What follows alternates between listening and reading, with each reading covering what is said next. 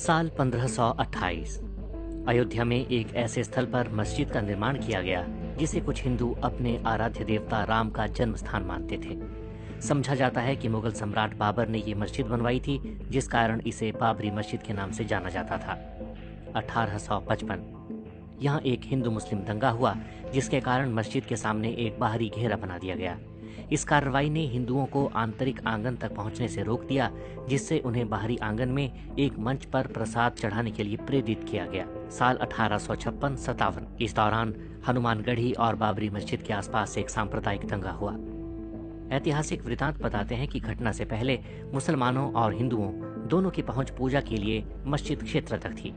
दंगा औपनिवेशिक सरकार को सत्ता हस्तांतरण के साथ हुआ, जिसके परिणाम स्वरूप मस्जिद के बाहर एक ईंट की दीवार की रेलिंग स्थापित की गई।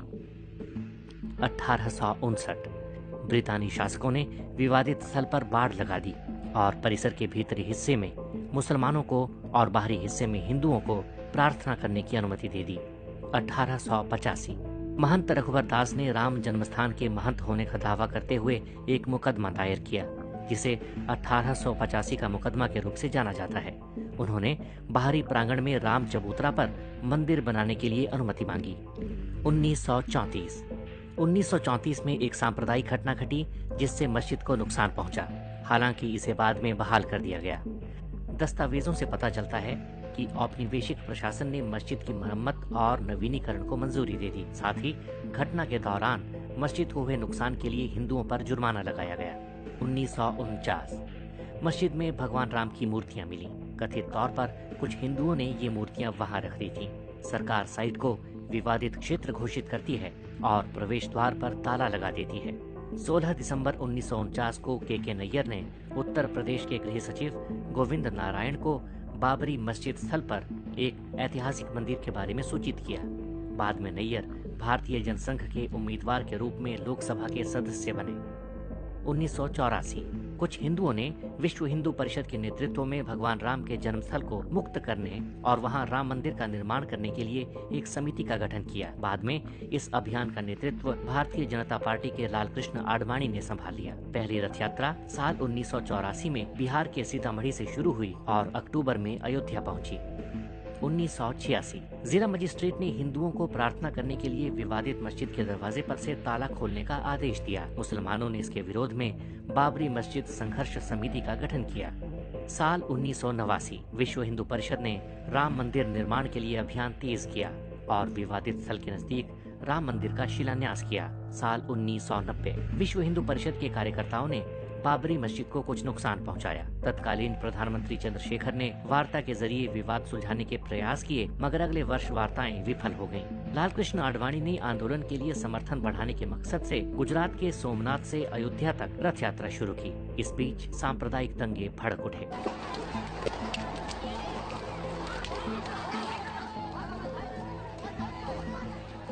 उन्नीस विश्व हिंदू परिषद, शिवसेना और भारतीय जनता पार्टी के कार्यकर्ताओं ने 6 दिसंबर को बाबरी मस्जिद को ध्वस्त कर दिया। इसके परिणाम स्वरूप देश भर में हिंदू और मुसलमानों के बीच सांप्रदायिक दंगे भड़क उठे। दंगों में 2000 से ज्यादा लोग मारे गए।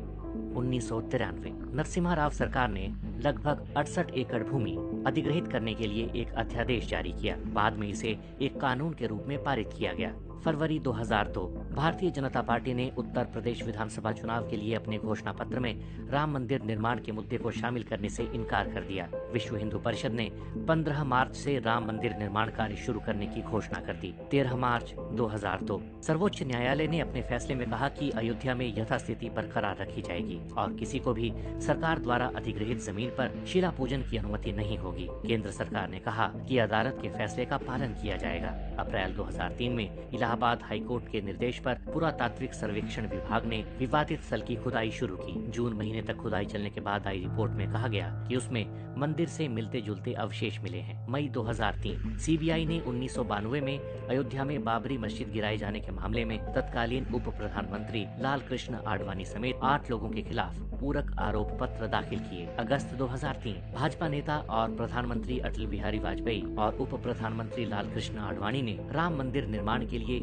एक विशेष विधेयक बुलाने के वीएचपी के अनुरोध को अस्वीकार कर दिया। अप्रैल 2004 आडवाणी ने अयोध्या में अस्थायी राम मंदिर में पूजा की और कहा कि मंदिर का निर्माण जरूर किया जाएगा। 28 जुलाई 2005 लाल कृष्ण आडवाणी बाबरी मस्जिद विध्वंस मामले में रायबरेली की एक अदालत में पेश हुए। अदालत ने लाल कृष्ण आडवाणी के खिलाफ आरोप तय किए। 20 अप्रैल 2006 कांग्रेस के नेतृत्व वाली यूपीए सरकार ने लिब्राहान आयोग के सामने लिखित बयान में आरोप लगाया कि बाबरी मस्जिद को ढहाया जाना सुनियोजित षड्यंत्र का हिस्सा था और इसमें भाजपा, राष्ट्रीय स्वयंसेवक संघ, बजरंग दल और शिवसेना की मिली भगत थी। 24 नवंबर 2009 लिब्राहान आयोग की रिपोर्ट संसद के दोनों सदनों में पेश हुई। आयोग ने अटल बिहारी वाजपेयी और मीडिया को दोषी ठहराया और नरसिम्हा राव को क्लीन चिट दे दी। 30 सितंबर 2010 इलाहाबाद उच्च न्यायालय की लखनऊ बेंच ने अयोध्या में विवादित भूमि को 3 हिस्सों में बांट दिया। सुन्नी वक्फ बोर्ड, निर्मोही अखाड़ा और रामलला विराजमान को मुस्लिम और हिंदू वादियों के बीच 2:1 के अनुपात में 1/3 भूमि आवंटित की गई थी। 21 मार्च 2017 पूर्व मुख्य न्यायाधीश खेहर ने सभी पक्षों के बीच अदालत के बाहर समाधान का सुझाव दिया। साल 2019 में ही